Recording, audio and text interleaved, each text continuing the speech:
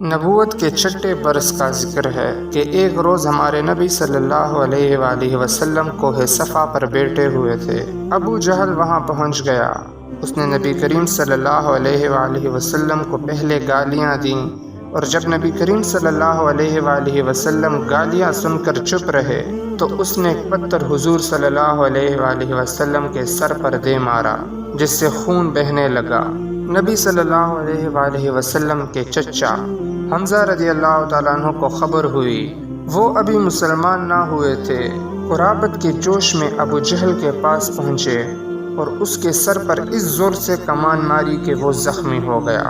حمزہ رضی اللہ تعالیٰ عنہ پھر نبی صلی اللہ علیہ وآلہ وسلم کے پاس گئے اور کہا، بھتیجے تم یہ سن کر خوش ہوگے کہ میں نے ابو جہل سے تمہارا بدلہ لے لیا۔ نبی صلی اللہ علیہ وآلہ وسلم نے فرمایا، چچا جان میں اسی باتوں سے خوش نہیں ہوا کرتا، ہاں اگر آپ مسلمان ہو جائے تو مجھے بڑی خوشی ہوگی۔